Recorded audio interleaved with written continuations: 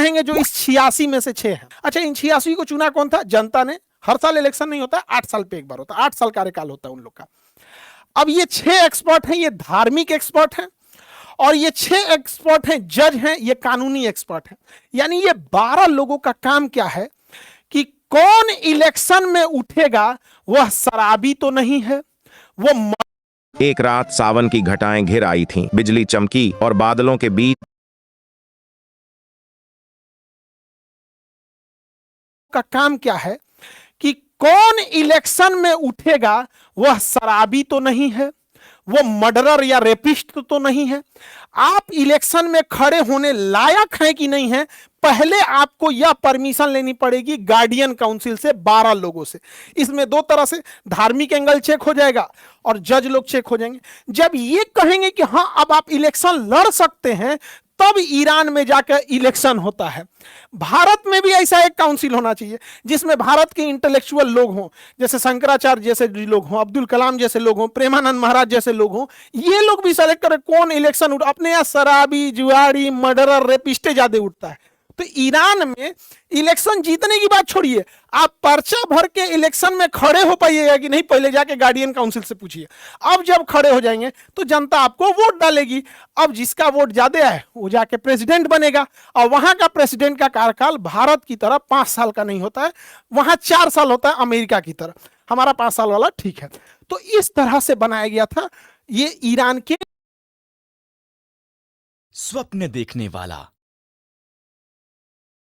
एक दिन अचानक आसमान से एक बहुत बड़ा बर्गर गांव के बीच आ गिरा। जोरदार धमाके से जमीन हिल उठी और चारों तरफ धूल का बादल छा गया। लोग घबराकर अपने घरों से बाहर निकल आए। किसी ने कहा कि यह ऊपर वाले का कोई संकेत है, तो किसी ने इसे कोई अजीब आसमानी आफत समझ लिया। थोड़ी देर बाद कुछ हिम्मती गांव वाले लाठियां लेकर उस अजीब चीज के पास पहुंचे। जब उन्होंने ध्यान से देखा तो सब हैरान रह गए। वह सचमुच एक विशाल बर्गर था। उसके अंदर से पनीर, सब्जियों और सॉस की खुशबू हवा में फैल रही थी। डर और उलझन में गाँव वालों ने मिलकर उस बड़े बर्गर को पास की पहाड़ी से नीचे धकेल दिया। वह लुढ़कता हुआ सीधे घने जंगल में जा गिरा। उस जंगल में सफेद रंग के समझदार भालुओं का एक छोटा गैंग रहता था। उन्होंने इतना बड़ा बर्गर कभी नहीं देखा था। एक भालू ने हल्का सा टुकड़ा तोड़ा तो अंदर से गरम गरम पनीर और सब्जियां दिखाई दी। कुछ दिनों बाद गांव में खाने की भारी कमी हो गई। खेत का फसल खराब हो गए और लोगों के पास खाना कम पड़ने लगा। यह देखकर भालू गैंग का दिल पिघल गया। उन्होंने मिलकर उस बड़े बर्गर को लकड़ी की गाड़ी पर रखा और गाँव तक ले आए। गाँव वाले ने जब बर्गर को देखा तो बहुत खुश हुए। जब भालू ने बर्गर को तोड़ा गया तो अंदर से कई छोटे छोटे बर्गर निकल आए। गांव वालों ने मिल बांट कर खाया और खुश हो गए। भालू गैंग फिर चुपचाप जंगल लौट गया, जैसे उन्होंने कोई गुप्त भलाई की हो।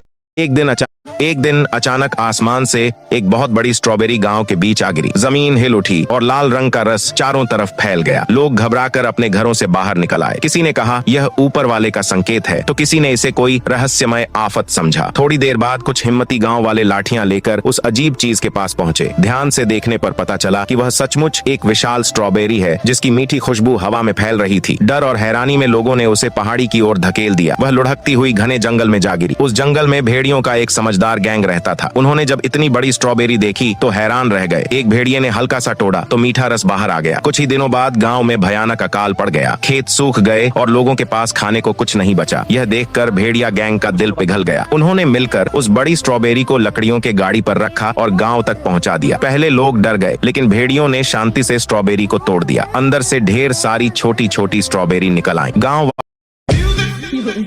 एक छोटे से गांव के किनारे एक बूढ़ा आदमी और उसकी पत्नी एक पुराने मिट्टी के घर में रहते थे। दोनों का जीवन बहुत साधारण था, लेकिन वे हमेशा साथ मिलकर खुश रहते थे। एक दिन बूढ़ा आदमी लकड़ी लेने जंगल की ओर जा रहा था। रास्ते में उसे झाड़ियों के बीच एक बहुत बड़ा और अजीब सा अंडा दिखाई दिया। वह चमक रहा था और सामान्य अंडों से कई गुना बड़ा था। बूढ़े आदमी ने सोचा कि यह कोई अनोखी चीज है, इसीलिए वह उसे सावधानी से उठाकर घर ले आया। उधर जंगल में एक विशाल डायनासोर अपने अंडे को ढूंढ रहा था। उसका अंडा गायब देखकर वह गुस्से में इधर उधर घूमने लगा। घर पर बूढ़ा आदमी और उसकी पत्नी उस रहस्यमय अंडे को ध्यान से देखने लगे। अचानक अंडे में दरार पड़ गई। कुछ ही पल में उसमें से एक छोटा बहुत प्यारा डायनासोर का बच्चा बाहर निकला। दोनों उसे देखकर हैरान भी हुए और खुश भी। गांव के लोग यह दृश्य देखकर डर गए। उन्हें लगा कि यह खतरा बन सकता है, इसलिए उन्होंने जंगल में जाकर बड़े डायनासोर को बता दिया कि उसका बच्चा बूढ़े आदमी के घर में है। कुछ ही देर में विशाल डायनासोर वहां आ पहुंचा। छोटा डायनासोर अपने माँ बाप को देखकर खुशी से उनके पास दौड़ गया। बूढ़ा आदमी यह देखकर भावुक हो गया। वह बच्चे से लगाव कर बैठा था। जब छोटा डायनासोर अपने परिवार के साथ जंगल लौट गया तो बूढ़े आदमी की आंखों से आंसू बहने लगे, लेकिन उसके दिल में यह सुकून था। एक शांत पहाड़ी गांव एक रात सावन की घटाएं घिर आई थीं, बिजली चमकी और बादलों के बीच से कोई गोल चमकती हुई चीज घूमती घूमती नीचे आई। अगले ही पल गांव के स्कूल वाले चौक में एक विशाल रसगुल्ला आ गिरा। धरती कांप उठी, मिट्टी उड़ने लगी और लोग डरकर अपने अपने घरों में छिप गए। किसी ने कहा उसकी टक्कर से घंटियां बज उठीं और चाशनी की मीठी धार पत्थरों पर फैल गई। ये वरदान है या परीक्षा? सुबह हिम्मती युवक पास गए। रसगुल्ला इतना बड़ा था कि 4 बैलगाड़ियां भी उसके बराबर न हो। उससे केवड़ा और इलायची की खुशबू आ रही थी, पर डर जीत गया। सबने मिलकर उसे गांव से दूर पहाड़ी की ढलान पर लुढ़का दिया। वह गोल गोल घूमता हुआ जंगल के किनारे रुक गया। जंगल में एक समझदार बड़ी आंखों वाली सफेद गाय रहती थी। उसने रसगुल्ले को ध्यान से देखा, जैसे कोई पहेली सुलझा रही हो। हल्का सा चाटा तो मीठी चाशनी उसके होठों पर चमक उठी। उसने सोचा यह यूं ही नहीं आया। कुछ ही दिनों में गांव पर सूखे की मार पड़ी। कुएं खाली, चूल्हे ठंडे और बच्चों की मुस्कान गायब। गाय ने जंगल सभा बुलाई, हाथियों ने सूंड से सहारा दिया, बंदरों ने बेलें बांधी और सबने मिलकर रसगुल्ले को लकड़ी के ठेले पर रखा। गांव पहुंचकर गाय ने शांत स्वर में रंभाया। फिर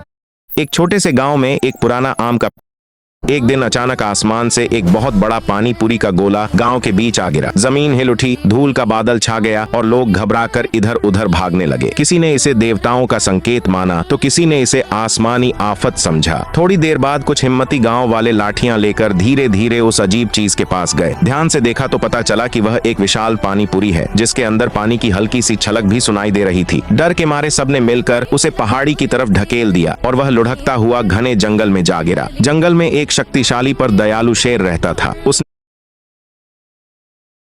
ढकेल दिया और वह लुढ़कता हुआ घने जंगल में जा गिरा। जंगल में एक शक्तिशाली पर दयालु शेर रहता था। उसने जब इतना बड़ा पानी पूरी देखा तो हैरान रह गया। पहले उसने सोचा यह कोई जादुई पत्थर है, पर जब उसने हल्का सा पंजा मारा तो खुशबू फैल गई। कुछ ही दिनों में गांव में भयानक अकाल पड़ गया। तालाब सूख गए, अनाज खत्म हो गया और लोग भूख से तड़पने लगे। शेर का दिल पिघल गया। उसने जंगल के जानवरों की मदद से उस बड़े पानी पूरी को लकड़ियों पर रखकर गांव तक पहुंचाया। गांव वाले डर गए, पर शेर ने शांति से पानी पूरी को तोड़ दिया। अंदर से ढेर सारी छोटी पानी पूरियां और मसालेदार पानी निकला। सबने मिलकर पेट भरकर खाया। गांव में फिर से हंसी खुशी लौट आई और शेर चुपचाप जंगल की गहराइयों में जाते हुए बोला, फिर भी आप लोगों ने सब।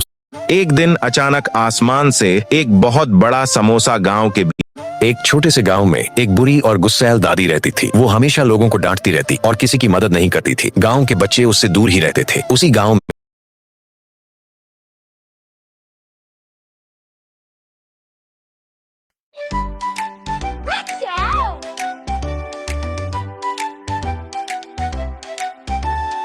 ओगी ने बनाया नया घर, चम चम करता प्यारा। कॉकरोच आए चुपके से, बोले ये है हमारा। किचन में धमाल मचाया, सोफा पर की रेस।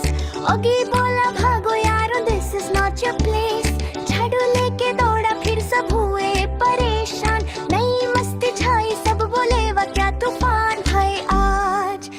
अरे चाहो मैं इसको और डिज्जू कैसे नहीं बना दूं?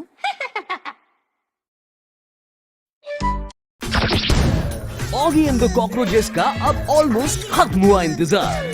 कल से सिर्फ सोनी ये पर। केला श्रृंगार खाना अगर मेरे को खाने को कुछ नहीं मिला तो मैं ये स्क्रू खा जाएगा। अरे खाना छोड़, ये देख मुझे क्या मिला है। अरे ये तो छपलू का रेशन कार्ड है बाबा। अरे इसका बर्थडे तो 15 तारीख, मतलब ये बाबा 1 मिनट रुक, ये 15 तारीख कल होने का है। अरे कल है अपने झपलू का बर्थडे, समझा? क्या भिड़ो, क्या चालू है? कुछ नहीं रे।